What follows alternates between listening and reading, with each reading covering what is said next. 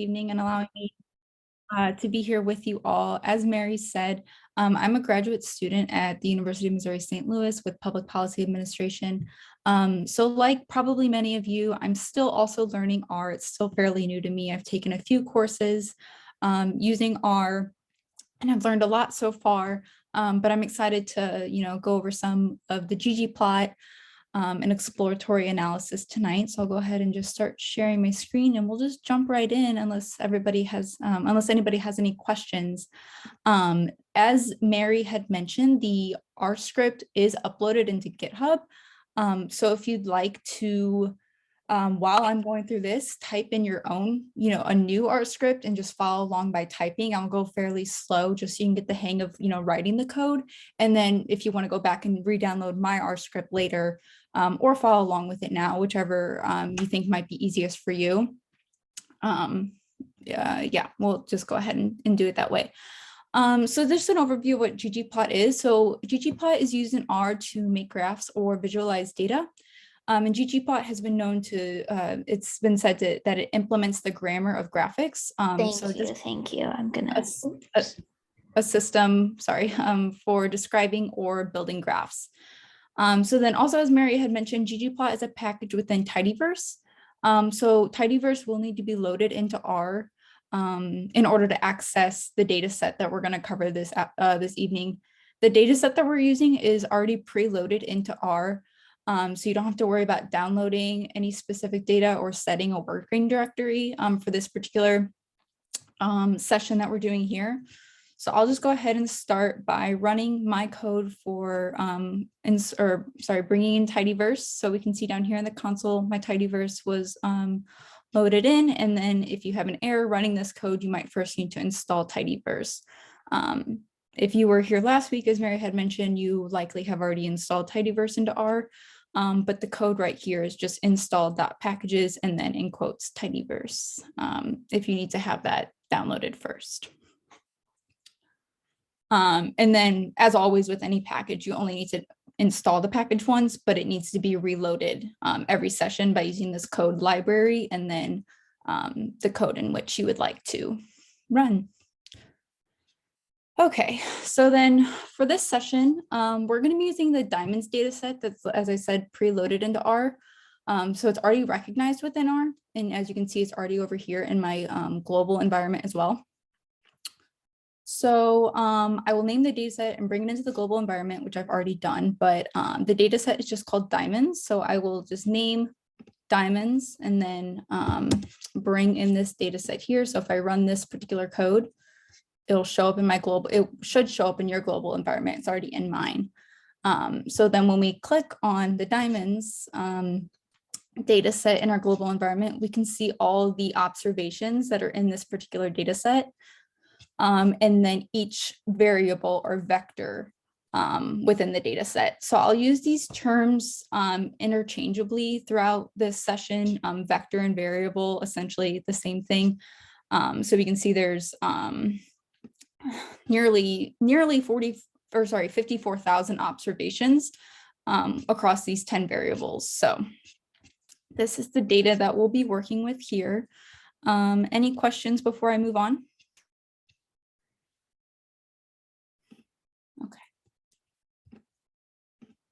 Okay, so after clicking, sorry, is there any chance you could make your code just slightly larger? I don't know if it's just me, but it looks kind of tiny.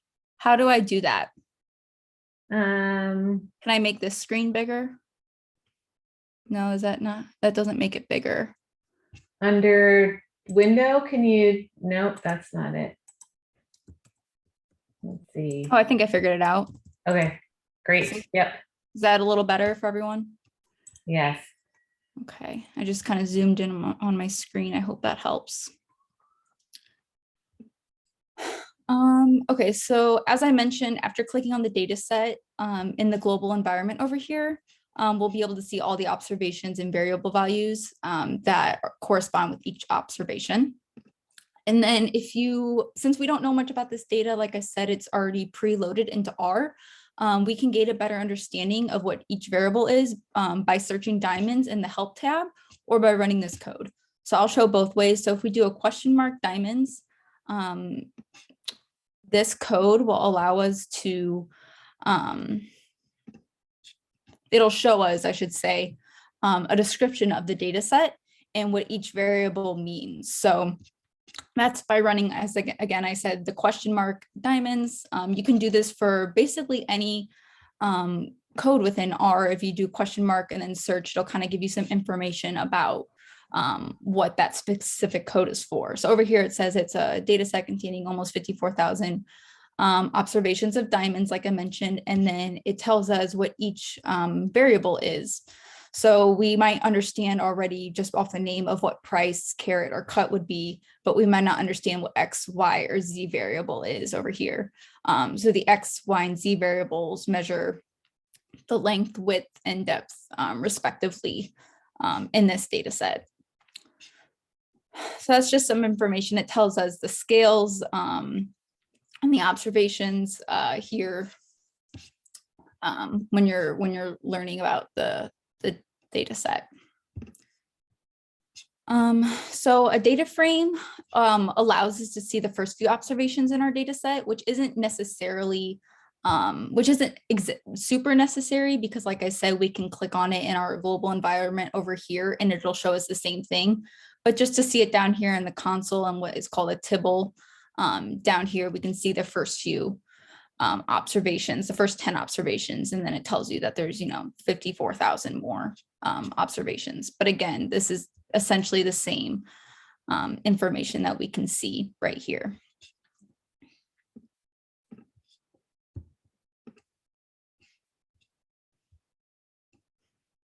Okay, sorry, just checking the chat. Looks like we're good so far. Thanks, Mary, and everyone for monitoring the chat. Okay, so to visualize data, of course, we can create graphs. So we can start with one variable from the diamonds data set. So we'll start with a categorical variable, which takes on a small set of values that can be put into specific conditions or categories, I should say. So for example, the cut variable has 5 conditions: fair, good, very good, premium, and ideal, which is also, I know this because the help code that I ran told me about the data right here, or about this specific variable. So this would compare to, actually, I won't go there just yet, sorry. So we'll start with this categorical variable of cut. So to start running the ggplot code, we need to start in the code by telling R what program we want to run and for what specific data set. So to begin a plot, use the function ggplot parentheses, and that creates the base coordinate system. So the first augment in the function is to include the data set, which I said here. So ggplot parentheses diamonds. And you can see here in my plots, I'll go ahead and just open this up. It's just created an empty plot because we haven't added any layers to it yet. This is just the base for starting a graph in ggplot. So as I said, this creates an empty graph here. So then we can add the functions. So the function, we'll start here with a simple bar graph. So the function geom_bar adds layers to the graph, creating a bar graph. And I chose bar graph because they are great for categorical variables, like I mentioned. Each geom function in ggplot defines how the variables are visualized. So this geom function here is paired with the aesthetics augment to define X and Y variables.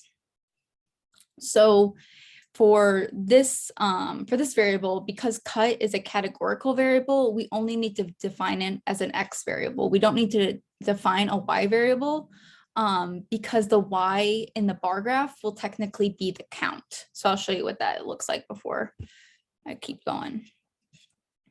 Okay, so let me open this up, make this a bit bigger.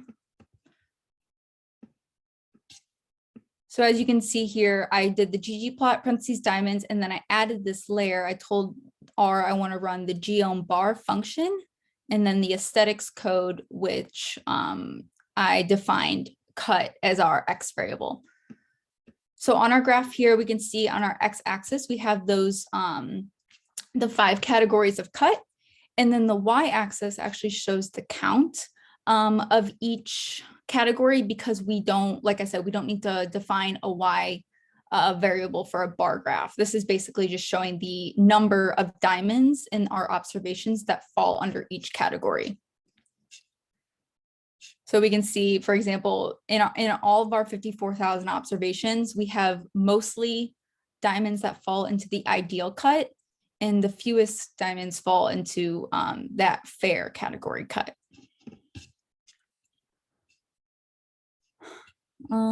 Okay, so then as I mentioned, so R can tell us the exact count of diamonds that fall into each category by running a summary of the data. So this isn't really applied to ggplot necessarily. I just did this to kind of build upon what we're about to cover in ggplot. So this code to get a summary of the data is simply just the summary and then your data set.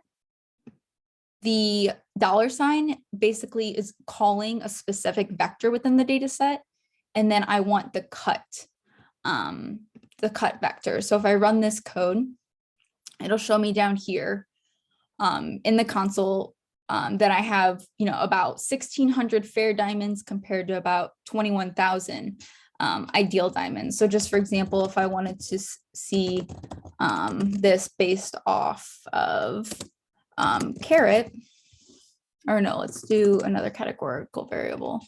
Let's do color. So it'll fall within a specific category of color. It'll tell me how many diamonds come within each category of the data set.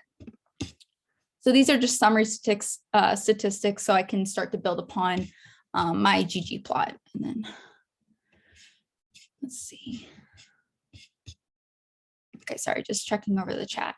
Okay, any questions about kind of the summary statistics or this first set of code before we build upon it? And I'll pull that plot back up.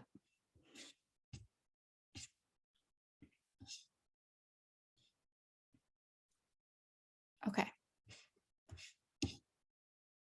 So let's say that I wanted to take these summary statistics here, or the numbers here, and put them onto my graph so it's easier for me to know what exactly each of these bars mean. We can add frequency labels using a text function, adding the text layer to our graph. So the stat function is for statistical transformations. And then we're going to use the count statistical transformation to grab the frequency of each category. So the frequency or that each observation occurs within a category, or essentially the count of each category.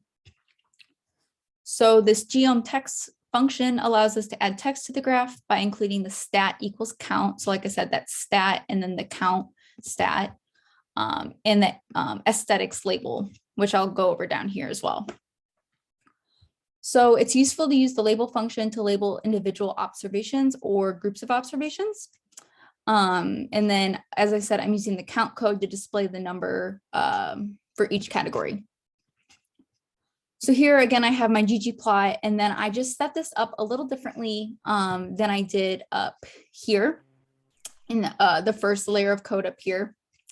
I just basically just named my data here, which isn't always necessary, but to add this geom_text function, I had to add our aesthetics. I had to add aesthetics up here as well in this first line of code.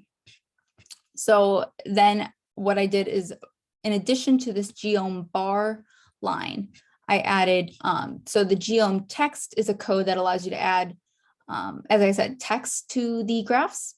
I did the stat equals, and then I chose count, and it'll tell us the count for each category. And then the aesthetics label equals ... count. And then I mentioned here, so this ... count ... it's essentially shorthand for the count of the number of diamonds within each category. So this function specifically finds the group in X category, so we're choosing the cut category, and develops a frequency count. So when I run this code, go ahead and click run. Copy this.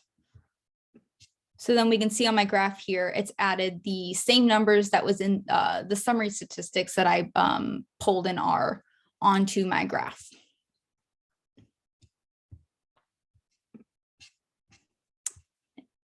Any questions about this?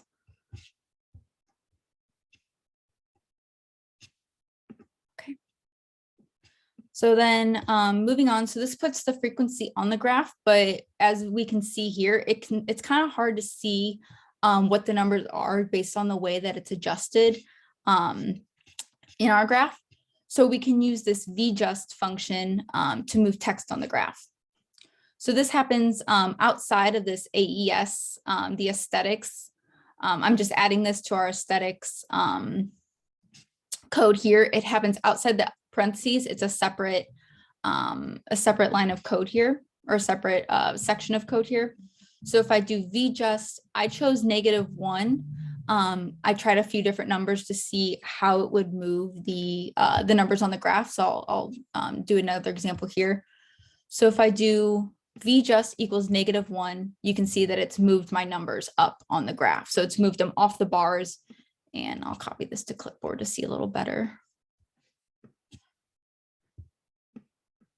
So now this one's, when my screen isn't as zoomed in, you can see this better, but now we can see that it's basically just moved the numbers up a little bit. So it's not sitting right on that bar graph. For example, if I were to do Vjust equals negative, or let's do 2, just for example, instead of going negative, we'll do +2. We can see this is actually moving the numbers down on the bar graph. They're lower than they originally were. So yeah, so based on how tall your bar graphs are, or where exactly you want the numbers to be placed on the graph, you can just move or change this number in the Vjust to move around the numbers on the graph. Any questions about this? I see questions in the chat, so thank you for answering.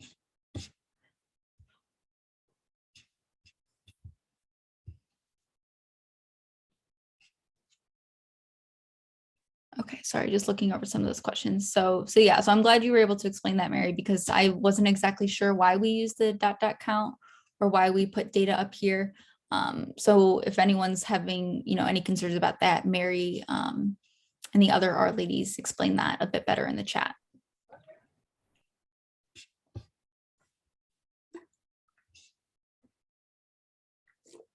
Okay.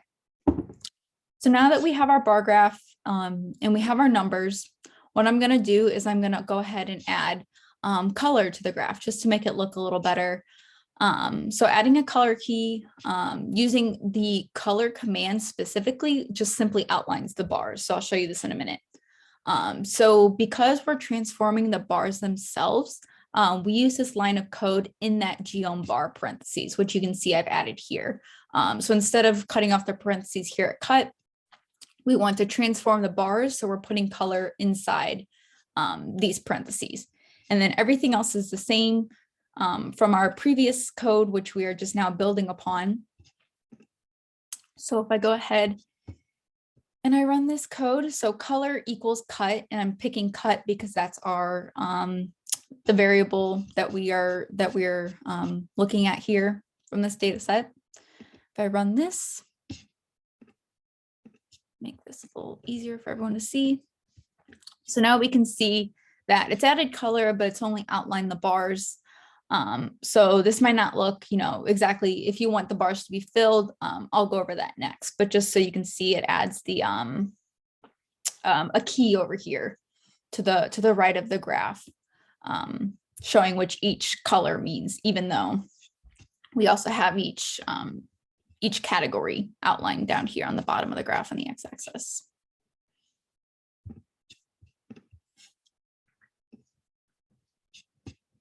Okay.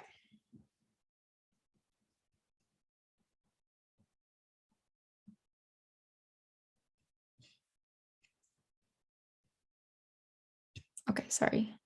Just looking in the chat, I see someone had errors. So if you need me to slow down or anything, I want everyone to be able to keep up. So please just let me know. So as I said, using that color command just outlines the bars. If we want to fill in the bar, we use the fill command. So same line of code here, except now instead of doing color equals cut, we're going to do fill equals cut. And then also because we want to fill the bars or because we're transforming the bars themselves, this also occurs within that geom bar parentheses code. So now I'll do fill equals cut or filling the cut variable for this data set. If I run that, excuse me, you can see here that it'll actually fill the bars in completely just to add a little bit of color to these graphs here. And then again, the key is outlining which color corresponds to which cut category, and then that's also displayed down here as well. And then we do still have the frequency counts for each of our bars as well.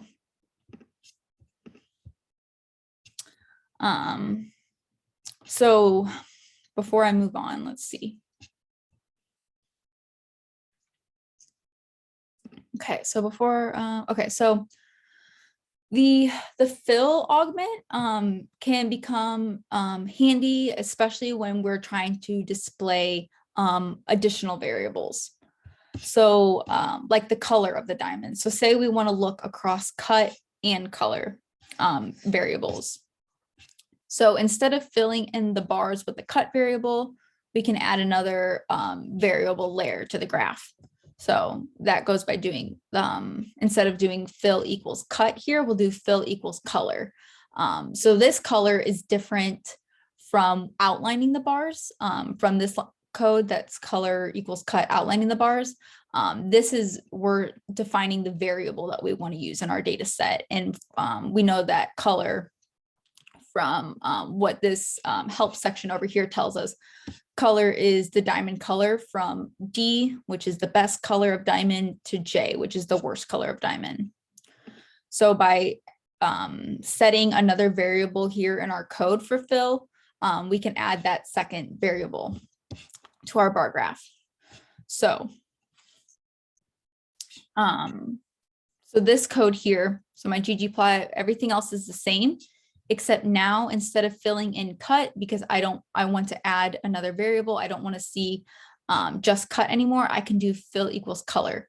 So I'll show you how this looks in our plot in just a moment. So we know that we still want to see cut. Cut will still be defined as our X variable.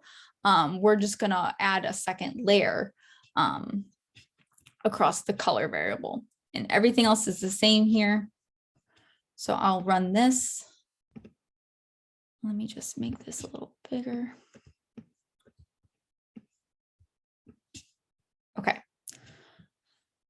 Okay, so now this graph shows us it's still a frequency count for the cut category. So we can still see the bars for the cut categories are still the same because we're still looking at the variable of cut for diamonds. However, now that we've defined that we want to fill the bars based on color of the diamonds, you can see that it's now stacked the bars here in each color of each section color of the bar corresponds to a color of the diamond. So we can see here, so for example, it looks like for ideal diamonds, the color that is most, that we see the most in these observations is maybe color G, is what this corresponds to. So out of all of our ideal diamonds, the most number of diamonds will be under that G color category. So about, so the data set said that the color D diamond was the best, with J being the worst. So we're about right here in this spectrum of from best color to worst color for our ideal diamonds. Compared to fair, it looks like it's very small count, but it's a pretty even spread across how many diamonds fall within each color category of fair diamonds.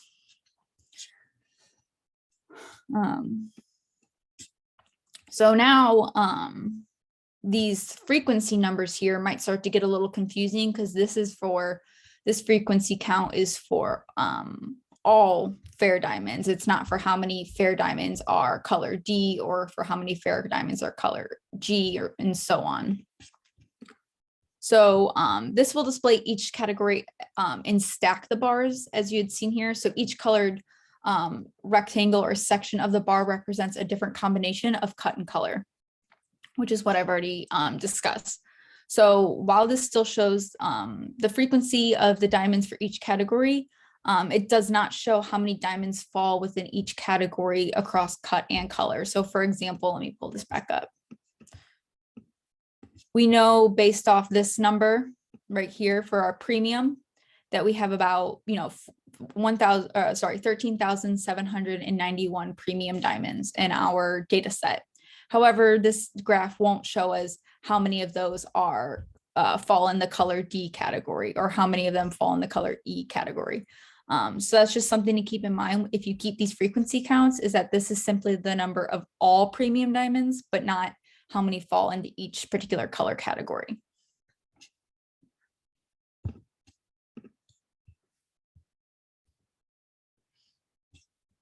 Let's check in the chat. Okay. So any questions about this? I know this these variable names can start to get kind of confusing when we're talking about colored graphs, but one of the variables is color. So just keep that in mind as we move along.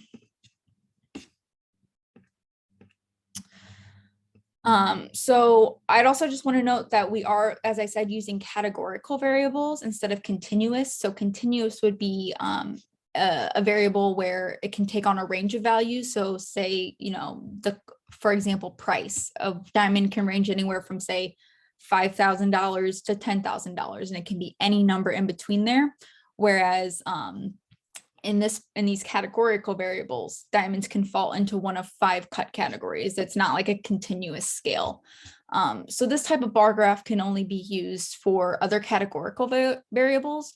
So for example, we couldn't do this with carat, which is a continuous variable. So say we wanted to look across cut and carat. Carat is the weight of the diamond. So this is a number range. So it can range anywhere between 0.2 and 5.01 for the weight of the diamonds. So just to show you what that would look like. So let's say, like I said, I wanted to fill the bars with carat. Well, when you try to run that, it's not going to fill because it can only do this particularly for categorical variables. So if you get this kind of error in your code, just know that you might be mixing the types of variables. And that's not something that I'm going to cover here in ggplot, but just know that when you're using the bar graph and this fill and color function, that's best across categorical variables. Okay, so I've talked a lot, and then we're going to kind of move on from just basic color. So any questions before I move on from that?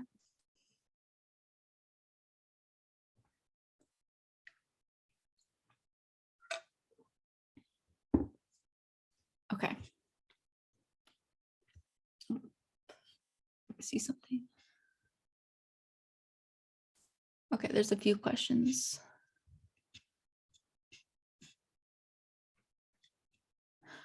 Okay, so I think Mary's covering that in the chat. Thank you, Mary. Okay, so next, the position adjustment, so which is position equals fill function. It works like stacking, but it makes each set of stacked bars the same height, which makes it easy to compare the proportions across groups.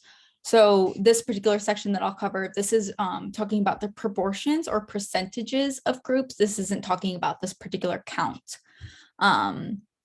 So for example, I won't need the text function here because I'm not looking for this particular counts anymore. So same code as above. So we'll do the geom bar and then define our fill, which here in particular, I'm just going to try another variable clarity. And then outside of our aesthetics parentheses, we'll do position equals quotation marks fill. So what this will do, it'll position the bars to be all the same height as I mentioned. And then we're using another categorical variable. I just pulled clarity so we can just have some variation in the text or in the code here. So now it's making all the bars the same proportion, or sorry, the same height to show the changes in proportion or the percentages. So we can, for example, ideal, the fewest proportion or fewest percentage of diamonds in the ideal category are this IF type of clarity. Whereas, for example, in fair, we have the highest proportion of diamonds would likely fall into this S1-2 category, or the second category here. So this just makes it easier to compare proportions across groups, or as I mentioned, the percentages. This isn't count. It'll show count over here, but we can tell based off our y-axis here. These are the proportions, is what the position equals fill code is showing us. And then just for another example here, same thing, except now I'm filling with the color variable. So if I run this,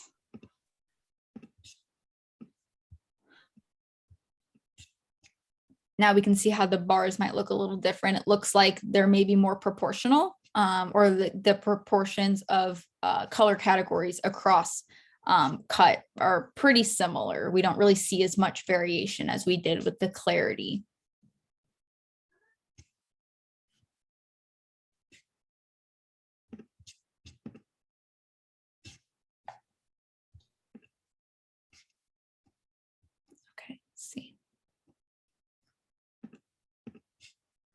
So as I mentioned, the frequency counts that were displayed aren't necessary, because now we're not looking at, the frequency or the count of diamonds. We're looking at that proportion. So I just removed that line of the geom text. Another position adjustment we can do is the position equals dodge, which places overlapping objects besides one another to make it easier to compare individual values. So I'll show you this again. So same line of text, we're going to do our aesthetics with our X variable defined as cut. And now we're going to fill for the color category. And then again, outside of the parentheses, I've augmented our position to be the dodge function. So if I run this line of code, now, instead of stacking the bars like in the position equals fill, this will just place them all beside each other to make it easier to prepare or to compare the observation. Sorry, we're no longer looking at proportions here. We're again looking at the count. And I didn't add any text for adding the count numbers for each bar. I won't cover that because I wasn't exactly sure how to do that. So if you have questions about that, maybe ask in the chat about adding the count numbers or that text for bars, but that might make your graph start to look a little busy. But then, so like I said, as you can see here, it's just stacking the bars side by side. So now in the ideal category, we can see that color, we have the most count of maybe G colored diamonds and the fewest J colored diamonds for the ideal category. So this just makes it easier to compare this across groups and then across these two variables of cut and color for diamonds.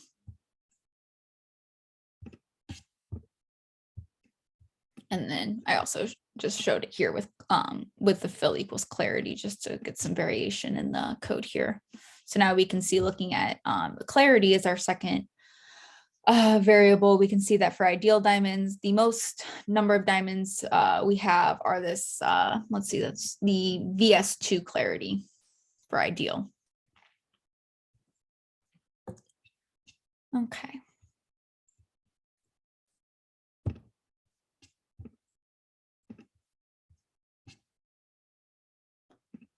All right, so then now we're moving on from the position adjustments. And then now I'll also move on to continuous variables. So like I said earlier, the continuous variables take on a set of any infinite set of ordered values. So caret or price can range all across the board, as I mentioned. So we can see in our help function over here that the caret, I've already explained this, is the weight of the diamonds, and this is the weight range is 0.2 to 5.01, and then price, how much each diamond costs, which ranges anywhere from $326 to nearly $19,000 for this data set. Okay, so now I will set my aesthetics, my X variable to a continuous variable. So I chose price. And I'll also be working with a line graph. So line graphs work well to reveal continuous change, but maybe not so much for 54,000 observations. And I'll show you why, but I just wanted to, introduce this geom line function here. So geom line underscore line, as opposed to geom underscore bar, will create a line graph. And because we're not working with those categorical variables anymore and working with counts, now we will need to define a Y variable. So for here, just for ease, I added price is my X variable, and Y I defined with the caret variable. However, everything else is essentially the same code. So when I run this and make it a little bigger, so we can see here that we can't really see any difference in where the lines are falling because of how many observations there are.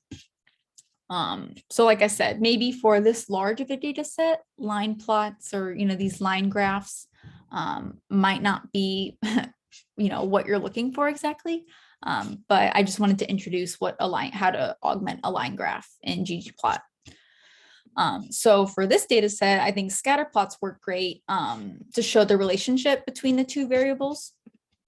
So the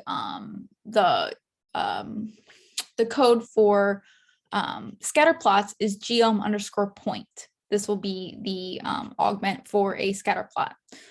So same general code here, ggplot diamonds, and I still have my X and Y variables set as caret and price. I flip-flopped those. I'm not exactly sure if that was a mistake, but I'll go ahead and keep it here. So caret on the X-axis, price on the Y.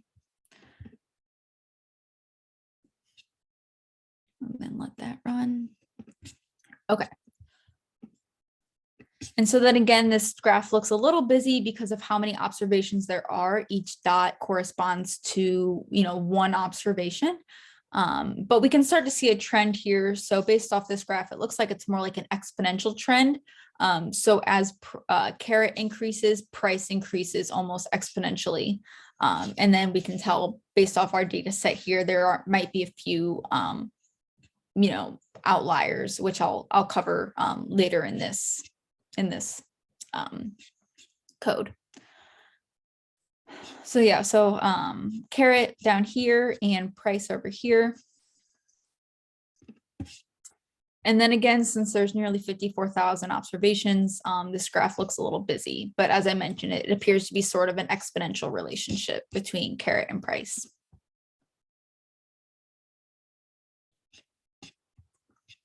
Okay.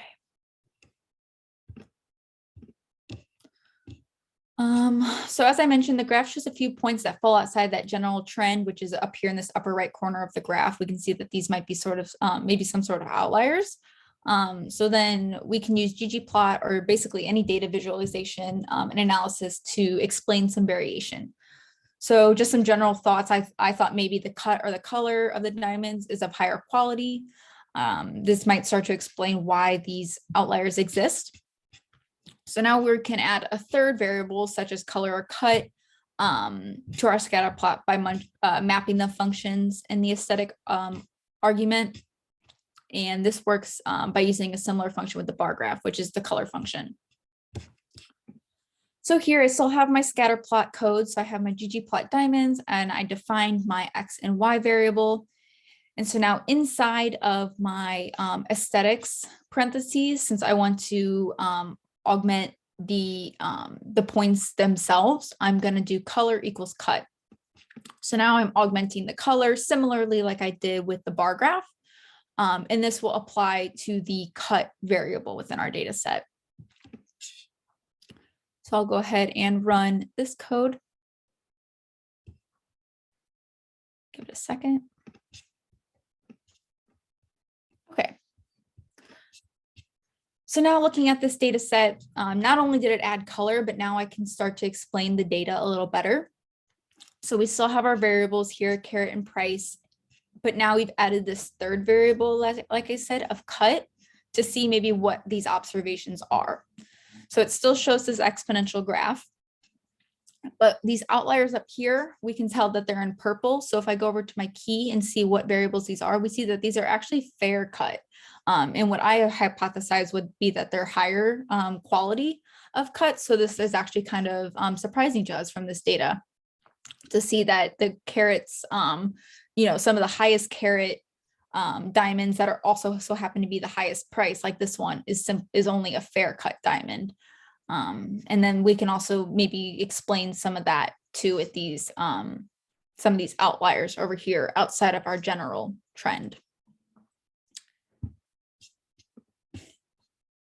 So yeah, this color function here inside our aesthetics parentheses. So if I want to, so this is just explaining the diamonds by the cut, but let's say I wanted to explain it by the color. So remember we have that D to J scale from the best to worst color diamond. If I run this code here,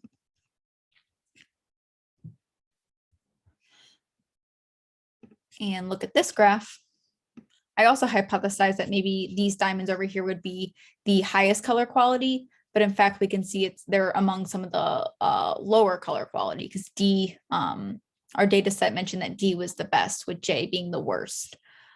So not only are these observations over here only fair cut, but they're also some of the worst color in our observations. So, so adding this function here, the color, allows us to add this third variable to maybe start to explain or understand some of these outliers in the data set or kind of how these trends take place.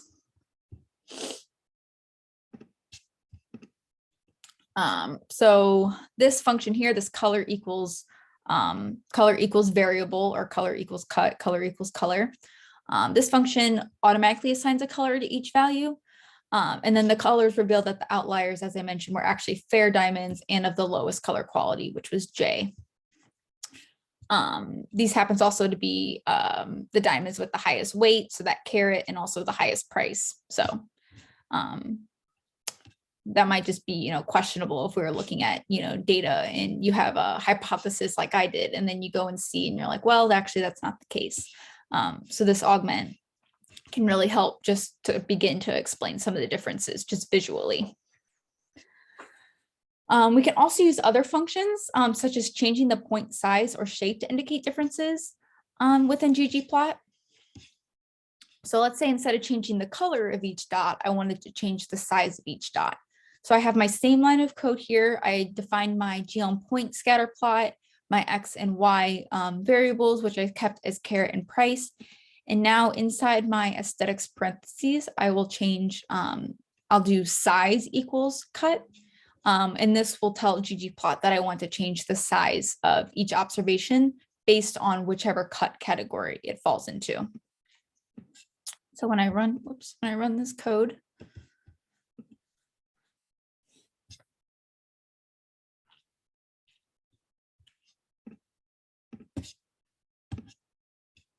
and then again, for such large data sets, this might not be exactly ideal, but we can see that each size of point on our scatter plot corresponds with a different cut category. So we can see down here that, like I said, these are, we know from our colored scale that these were the fair categories. But then over here, as I mentioned, it's a little harder to see the difference just based off the amount of observations in this data set. but we can see that these dots over here are changing in size based on which cut category they fall into. And then if I wanted to, again, change the size of each observation based on the color category it falls into.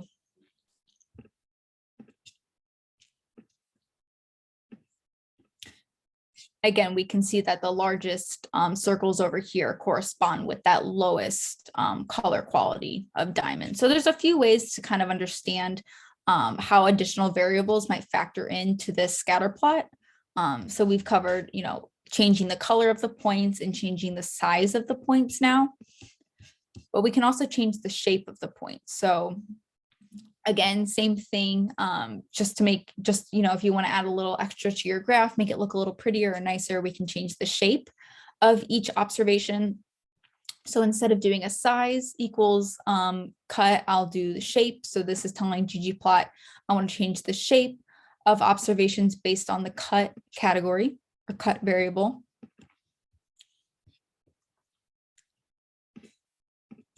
So these are just a predetermined set of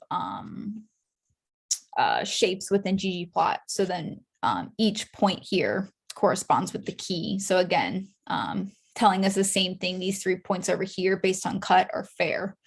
And then we can see how the points might vary across this graph. But again, it's obviously not very easy to see the difference in points with changing them here, or a lot of the data is clustered over here. And then just for consistency, I'll show you this for the color category. Oh, okay, it's just telling me it's just not advised. Yeah, we are missing, there's only, I think, 1, 2, 3, 6 or 7 predetermined shapes here. So now we've actually lost a few of our observations over here. So that's what this warning message was about, that discrete values with more than 6 can become difficult to discriminate, and I have 7 here. So that's also something to keep in mind if you're changing the shape of your geom points in ggplot. Just be wary of how many categories you have for the variable that you're augmenting.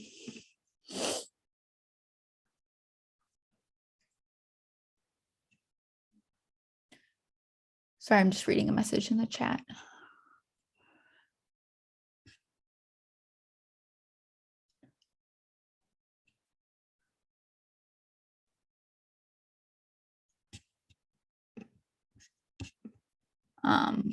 So like I mentioned, these functions are clearly not ideal with data sets of this size, but with smaller data sets, it'd be nice to visualize the data based on some of these codes here.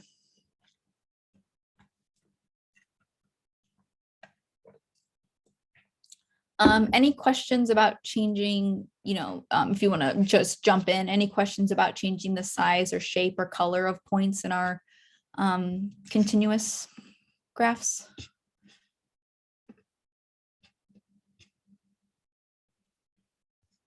Okay. So ggplot also allows you to set the aesthetic properties of your geom points manually. So this is done by including the color function outside of the aesthetics parentheses, which I'll show you when we move a little bit. So because we are setting these geoms to a specific color, we must include the color option in quotations, which I'll show you here. So essentially, this doesn't display any information about additional variables. It just changes the appearance of the plot. So as I mentioned up here, because we want to change the shape of the points, we did this code inside our aesthetics parentheses. But now that we don't want to, we're doing it outside of the aesthetics parentheses to manually set the properties of our geom points. So as you can see here, I have the caret and the price, the same thing. But if I just simply wanted to add color, not a whole nother layer onto our graph. So instead of adding this third variable, if I were to just run this code here, get rid of that space. this is simply just changing the color of the points. So for example, if I just wanted to do blue points, which is all I wanted, I just choose whatever color I want, and then R will just simply change the color of the points for me. And then, as I mentioned, this is done outside the aesthetics variable because we're not trying to add that third level in our graph, like when I had the when I added the color variable over here. So if I were to add color inside, that's when it adds that third layer onto the graph and creates the key dividing each observation by the category. And then, oh, so I had already changed it to blue here, just for example. And so then ggplot or R does come with it's able to define several colors within ggplot. So basically any color you pick, it should be able to change it to whatever color you'd like it to be, which is why I chose dark green as opposed to green. Just for example, we saw what dark green looks like, but if I wanted to change it to simply just green, it just picks a shade of green for me. So you can change it to any color. And then, like I said, this isn't displaying any additional information. It's just changing the appearance of the plot on its own.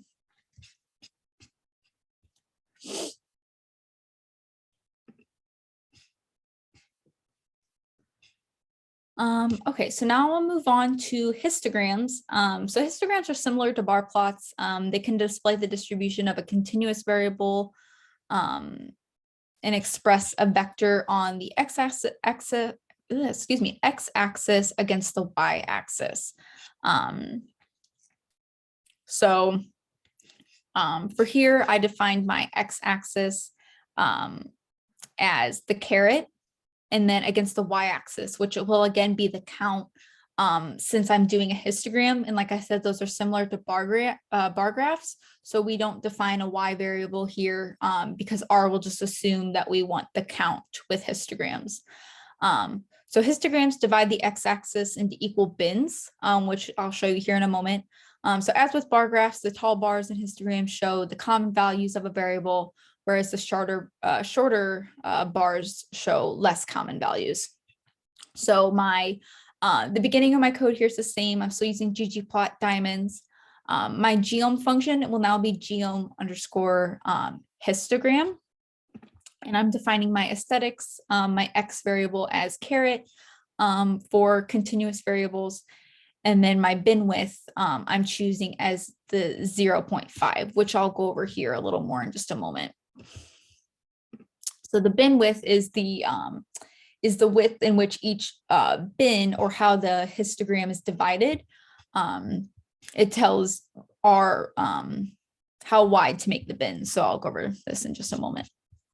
So just so you can see what this looks like, the histogram here is just placing observations into bins so we can see. So for example, here, the tallest bar here, here, let me pull up my notes. So the tallest bar, which we can see over here, shows that about 30,000. So I know that because the count. So about 30,000 of the 54,000 diamond observations have a caret value between 0.25 and 0.75, which are the left and right edges of the bar. So if I pull this back up, if I set my bin width to be 0.5, or so I know if this is 0, so a 0.5 bin width, this would be negative, 0.25 plus positive 2.5. So this is my 0.5 bin width. So now if I'm looking at this bar, I know that this line here starts at 0.25 and it's going to go, 0.5 of a width. So then it will go to 0.75 here. So this bar here spans the 0.25 to 0.75 caret range. And I know that about 30,000 of the diamonds fall into this range here. Rebecca? Yes. Would you be open to taking a quick 5-minute break? Yeah, absolutely. I think that's a great idea. All right. Yeah, let's take a little bit of.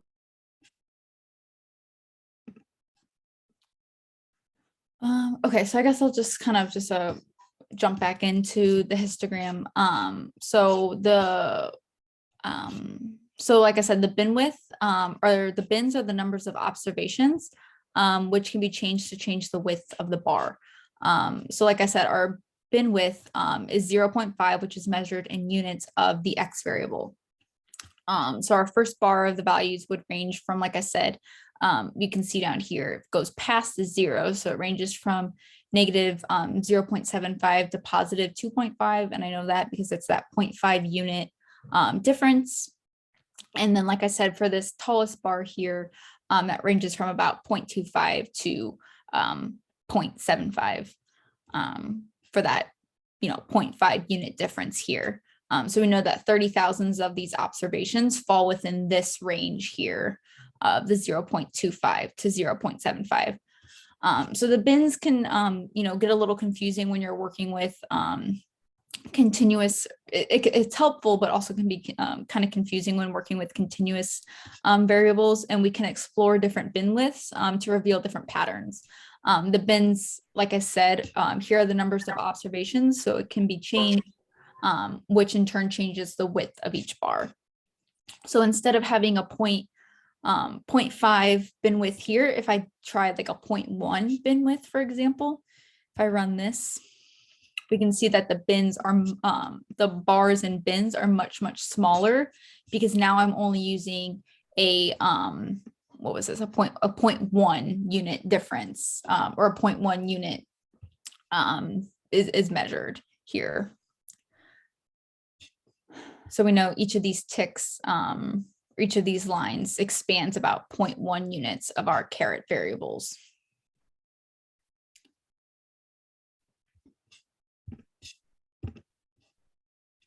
Any questions about that, changing the bin width or anything?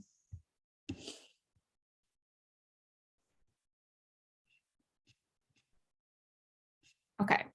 And then kind of similarly to bar graphs, since histograms are similar to bar graphs, I just wanted to point out that it doesn't really make sense to add frequency count labels on continuous variables, since there can be so many different observations. So I just did this for show, just to show why it does not work. So if I added that geom text that I used for my bar graph back in here and ran it, just to show you what that looks like, it's just a big jumbled mess, because like I said, it can take on so many ranges of values here. You wouldn't necessarily want to add frequency counts here.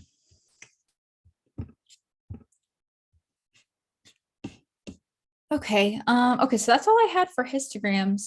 So I'll be moving on. Any other questions before moving past histograms?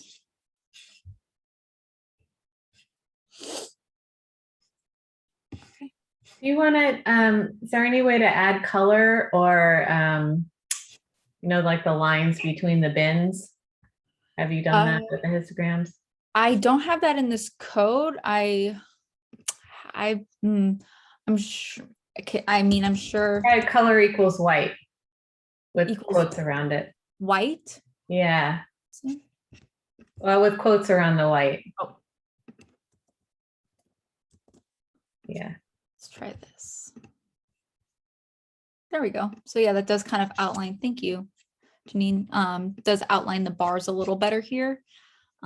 So let's try for a different color just to see a little better. Let's try color equals blue, or sorry, color equals print quote blue, and run that. And again, remember, thanks for bringing that up, because like I said, using that color option simply outlines the bars, whereas if we were to use the fill, that would be filling the whole bar. So now we can see here, this is just outlining each section of the bars blue.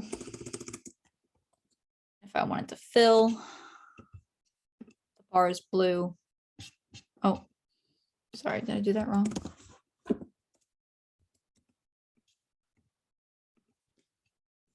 Now it fills our bars, just to add some color. If I wanted to, yeah, we'll just stick with that. I don't want to confuse myself, but but yeah, so adding color, you can also do, that's within these aesthetics parentheses. And I believe it was Shelley maybe who explained why you want to put it inside or outside the aesthetics parentheses. She put that in the chat if anybody wants to go back and look at the importance of adding this inside or outside the aesthetics parentheses. Okay. Any other questions? Sorry. Oh, Shelley just put that back in the chat. Thank you, Shelley. So yeah, if you want to add something from the data, it needs to go inside the aesthetics. But if you want to change something not based on the data, it does not need to be. So yeah, we have that here.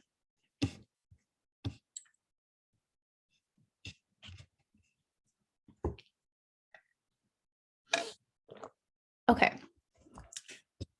So overlaying multiple histograms in the same plot can be done using the geom frequency polygram code here. So this is useful when wanting to explore the vectors across variables such as both caret and cut. So this is again essentially adding another layer like we did in those bar graphs where it either stacked the bars or displayed them side by side. This frequency poly does something very similar. So it displays the counts with lines, however, rather than bars. So here I still have my X variable defined as caret. And this time I'm going to change, I'm going to add the cut variable and I'm going to change, augment that to be like I did with bar graphs, color equals cut. And so this layers the cut variable into the frequency poly. So I'll show you what this looks like. So if we run this, similar in the sense of a histogram, it's just layering it in line form instead. So now we can see for our caret, the carets in this range here. So this is probably about our 0.25 to 0.75 or about there in this range. Most of these would be ideal diamonds, and we can tell that based on the on this yellow line here. So pretty similar to a bar graph or similar to the histogram, and adding layers just looks a little different in terms of using the frequency poly for it. And then as I said here, so this is a very skewed graph. Let me pull that back up. Since there are values shown, since we know that there's values between 3 and 5 carets, this kind of just has this tail here showing a skewed graph. So changing the bin width can help with this a bit. You can also, I don't go into this, but subsetting data to kind of get rid of some of these outliers here we might not really care for. But to simply changing the bin width helps. So in this code, I used a 0.1 bin width. But for example, if I change that again to a 0.5 bin width,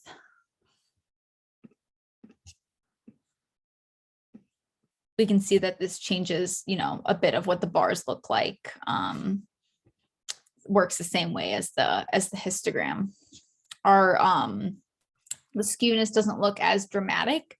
But we know that these variables still exist because we haven't, you know, removed them from the data that we're observing. We just changed the way that the graph is, you know, bulking the observations or putting the observations into bins. So this shows less variation in the data, which is a limitation of this type of plot. So that's what I have for the frequency polys. These aren't, I don't use these as often. I just wanted to show you what those look like and what that code looks like in ggplot. So, and again, that overlays multiple histograms in the same plot, essentially. Okay. So then I'll move on here. So as I had mentioned earlier, these some unusual values or outliers are data points that don't quite fit the pattern of our data. So with our 54,000 observations, few outliers might be hard to see in our data visualization. So for example, I will now be moving on to the Y variable in the diamond data set. And the Y variable, based off what R tells us, that is the width in millimeters of the diamonds, which can take on the range of 0 to 58.9 millimeters, excuse me. So this is what our Y variable is for in our data set, or what our Y variable is telling us. So as I also put in the code here, the Y variable in data represents the width of the diamonds. So I'll just quickly go back here to the histogram. So now I'm setting my aesthetics, my X variable as the Y. I know this can look a bit confusing, but just remember this is the variable that we want to pull from our data set. And in this data set, it just so happens to be called Y. So I have X equals Y, and I've set our bin width. I'm comfortable using the 0.5 unit bin width, so we'll go ahead and stick with that. And then we'll see when I run this, that in this graph, it's hard to see the outliers, but we know that they're there because we can see that our this axis here stretches this range of values. And if there weren't any values here, it would not stretch this far, if that makes sense. But however, based off the way that the data is shown here, it's just hard to see these variables here. We can't tell where these maybe little ticks or the histogram spikes is happening. So the bulk of our data is right around here between, this is about 0 to 10 millimeters is about where this is probably even closer to like, 5 to 10 millimeters is where a bulk of our diamond observations fall. So like I said, it's hard to see these outliers, but the only evidence that we know that they're there is because the Y limits on this x-axis here. So in order to easily see unusual values, we can use the code coord Cartesian, and then our parentheses. This augments the limits of the X and Y axis. So this essentially tells us where we want our X or Y axis to stop. So essentially shrinking the axes in order to see unusual values. So for here, for this example, we don't want to shrink our x-axis because the value range is only about from 0 to 60. So we don't want to shrink the x-axis, and then we want to know what outlier observations are within that variable. So instead of shrinking this x-axis, because we know that observations are falling somewhere up here, we just don't know where, we wouldn't want to cut off, say, at 50 because there might be observations above that we just can't see. So instead of shrinking our x-axis, we'll shrink our y-axis, which is the count, because we know that if any outliers exist, there won't be very many of those specific values. So for example, I don't need to know that there's 12,000 observations here because it's pretty easy to see that. If I cut this y-axis down to, well, I'll show you in a minute, but if I cut it down, I'll be able to see these ticks that might come up for very low counts of diamonds. So as I just said, our graph indicates that our highest count of diamonds is around 12,000. And we know that about 12,000 diamonds fall within this particular bin on the y-axis. So when using this this augment here, the y limit, and then we insert what limits we want. The function tells R we want to limit our y-axis to a specific value range.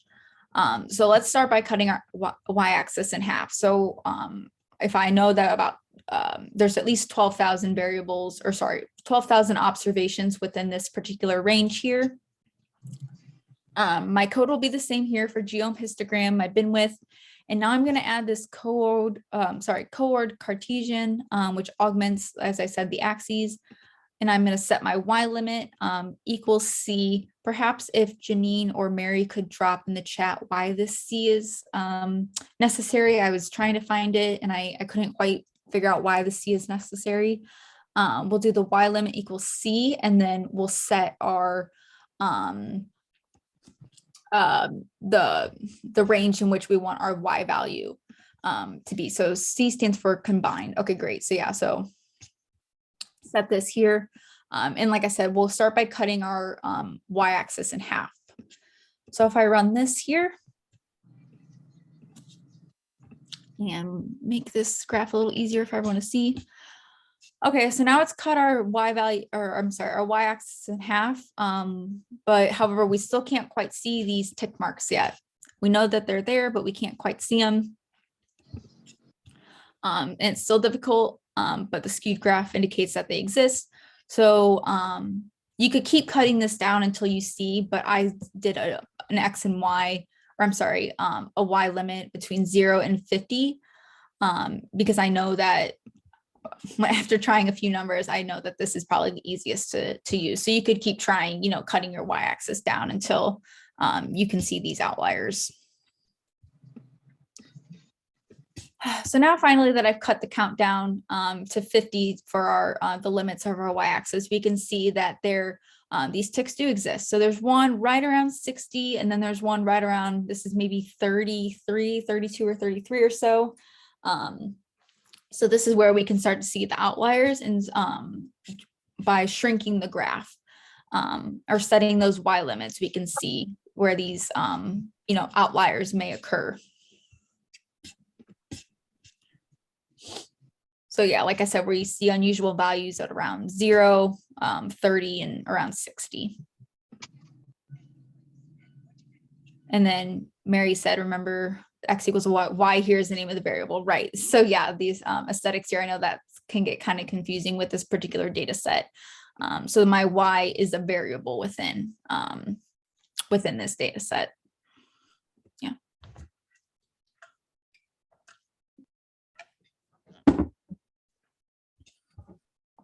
Okay. So then if now switching gears to change the limits of the x-axis. So we can also change the limits of our x-axis, which I'll show here below.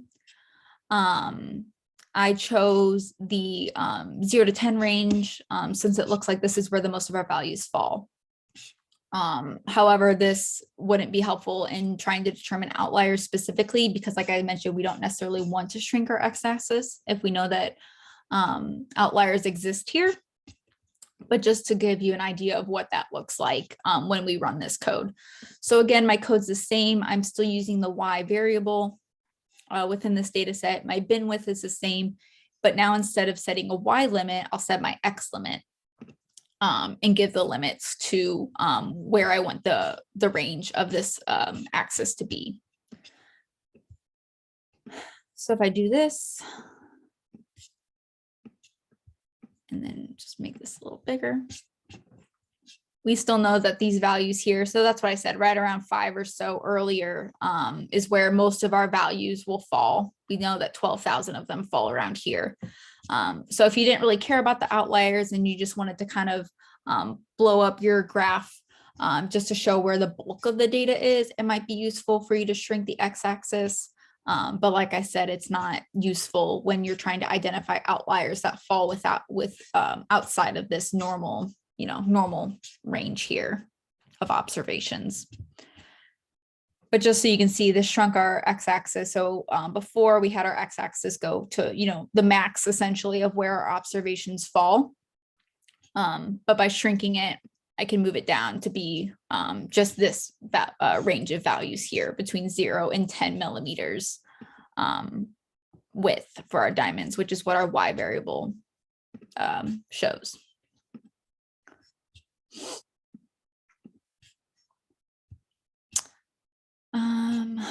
And then the coordinate system also allows us to switch the x and y axes, which is useful for box plots or variables with long labels that overlap.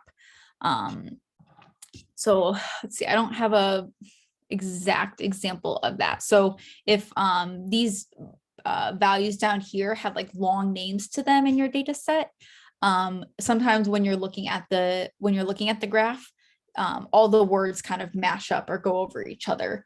So sometimes by switching, unless you want to change the names of the variables, just by simply flipping the axes, you're better able to see the text associated with each, category in your variable. So I'll show this using a box plot. So the box plot is a visual that shows a distribution of values. It's also useful to display the distribution of a continuous variable, such as price, which broken down further by a categorical variable. So in this graph, instead of showing the count on the y-axis, will display price. And I'm talking about the graph that I'll show you down below. So let me just run this so I can kind of go over what the box plots mean. Just turn this a bit here. Okay. So this is what the box plot graph looks like. And again, that's same code here, except now we're defining our geom as a box. We want a box plot graph, and then I set my X and Y variables. Like I said, I wanted to categorize it by cut and price. So I'll explain this graph in particular a little more. But box plots include a box that stretches from the 25th to the 75th percentile. So everything that this box that's what this box is encompassing, the 25th to 75th percentile. And the 25th percentile, so down here is the point at which 25% of the values in our data set are below that range. Whereas this is where 75% lie above the range. So the 75th percentile, so and 75% of fly above the range, whereas with the 75th percentile, this is the point at which 25% of the values lie above this range and 75% fall below this range. So that's what the 75th and 25th percentile here shows us with the box plot. The middle of the box, so the line that's included inside the box, this displays the median, which is the 50th percentile. So this box shows us the 25th, the 50th, and the 75th percentile, or the 25th, 50th, and 75th percentile here across these categories. So these three lines that are from the box give us an idea of the spread of the distribution or the spread of the variables in our data set or observations in our data set. And then the lines in the box plot, so these lines here, or whiskers as they might you might hear them referred as, they extend from each end of the plot. So we can see they're coming from the bottom of the plot and the top,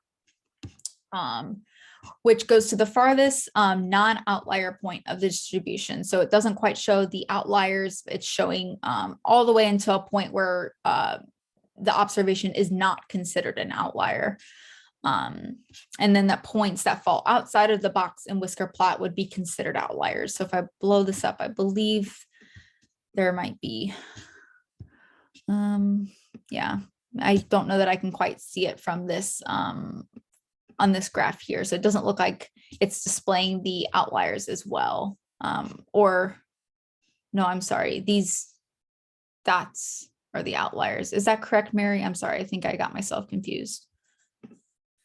Dots are the outliers. Okay, yeah, sorry. So this line here is that stretching to the point where the observation is a non-outlier, and then the points indicate where there are outliers. So we can see that R is telling us there's a lot of outliers in this data set because we can see that these points almost look like a solid line because they're so, they're overlapping one another. It's kind of hard to see, the point at which each point is different, essentially.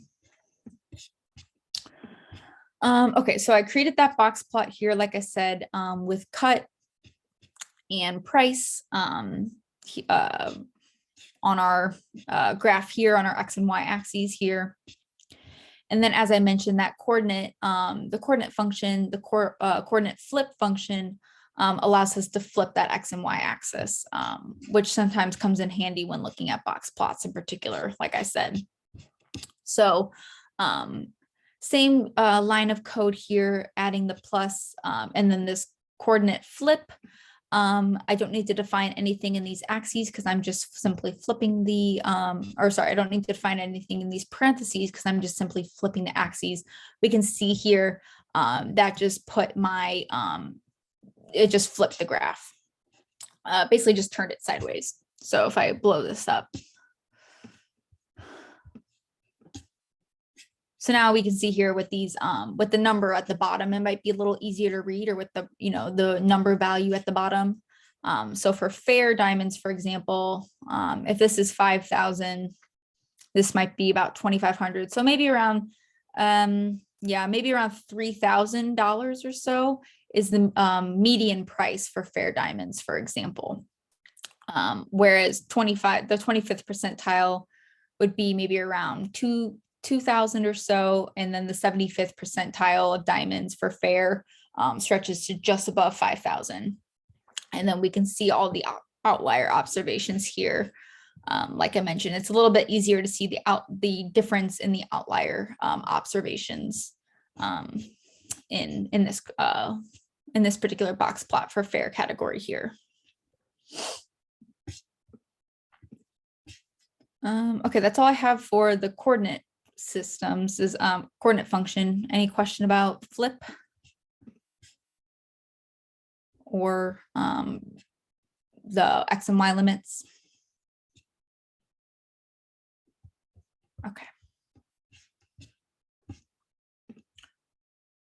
Okay, so getting to the end here. So displaying two categorical variables, such as color and cut, against each other can be visualized with the geom_count function. So running this, the size of each circle in the plot displays how many observations occurred at each combination of specific values. So let me blow this up a bit.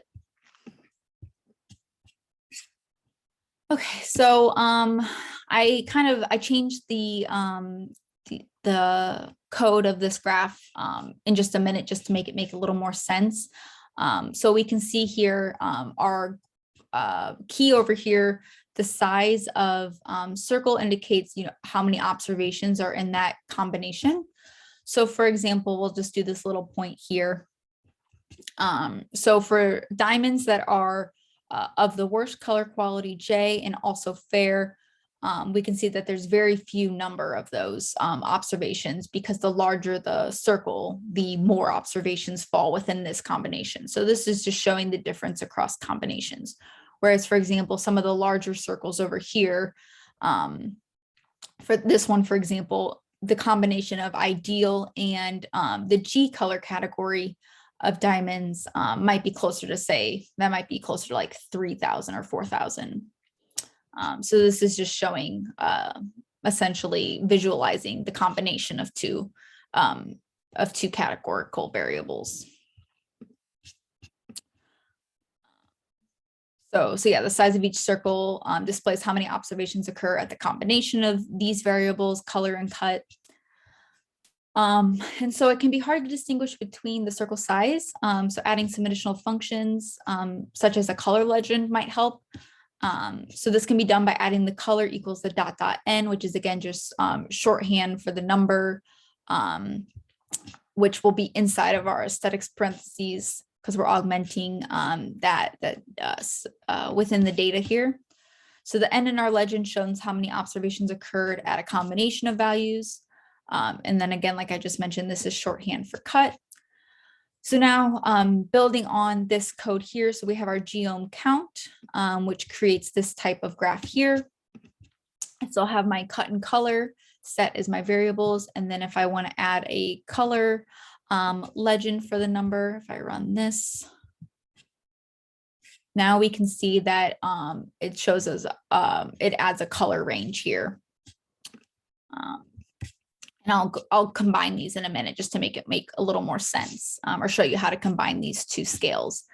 So we can see it's added the color scale here. So now not only have we changed the size of the point, but now we've also changed the color of the point. So dark colors indicate a lower number of observations, whereas the brighter colors or the brighter blue indicates the higher level, or sorry, the more observations within that combination. So this is basically flipped from this size difference scale here.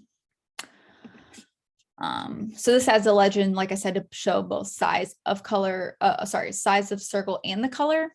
And then we can combine these legends using the guide function. So the guide argument for each scale combines these.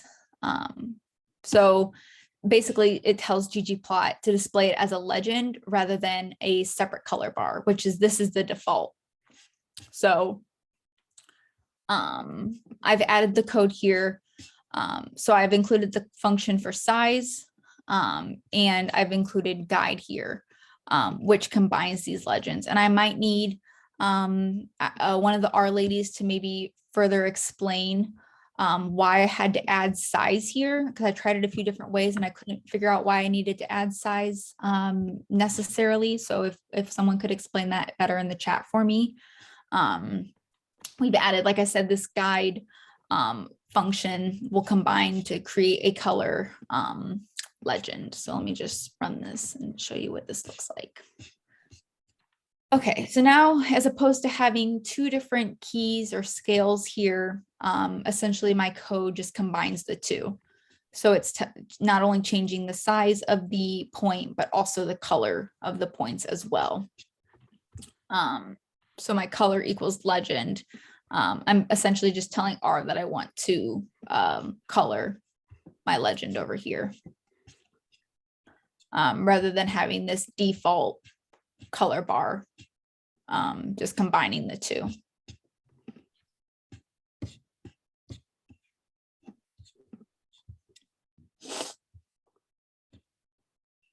Any questions about that before I get into this last section here real quick? Because we're kind of cutting it close on time. Okay, Shelly is not exactly sure, but perhaps we'll be able to get that answered. Okay, so I'll just move on in the interest of time. Labeling, finally, entitling of the graphs. So, okay, sorry, Janine says she guesses that it controls the size of the dots. Okay, great. Okay, so finally, in the last section here, I'll just cover how to add labels or titles to a graph. So this can be added easily using the labs function. So let's say I wanted to, I'll just run this code. Let's say I just wanted to add some labels to my graph here. So I essentially just copied the code I ran earlier from our geom bar, where we used the position function to stack these bars side by side. So using the labs function, I can create, so I'll start with an open bracket here, which we can see corresponds with this closed bracket, and each part of our labeling will be a separate line. So if I use labs, parentheses, and then title equals, you'll add paste before each of these, telling R to paste this onto our graph. So title paste, the frequency of diamonds by cut. So I'm just essentially naming what I want, whatever you want the title to be. I've also added a subtitle and a caption just to show you what each of these code functions look like. And then also just set in parentheses what I want the X and Y labels to say, which is sort of redundant, but displayed here anyway, which I'll show you now. So if I run this, you have the opportunity to add a title as well as a subtitle. So I have my frequency of diamonds by cut. So my frequency, which is also the count by cut. So across these cut categories. And then in my subtitle, I just mentioned that these are categorized by color. So based on color of the diamonds. The caption option down here will show at the bottom of the graph. I've used this when I'm using data from citing research or something. If you wanted to do like, cite your source here or something, just to show you what it looks like. I just put retrieved from R since all of this data is retrieved from R. And then the X and Y variables, like I said, they're kind of redundant. Maybe I'll change it real quick just to show you what that looks like. So let's just say, if I wanted to change it to say frequency instead of count, you can see that it's count is what would be the default here on our bar graph, but I can change that to be frequency or whatever axis title you might want that to be. And then these are the same. I must have accidentally copied and pasted it twice, or pasted it twice. And then let's see.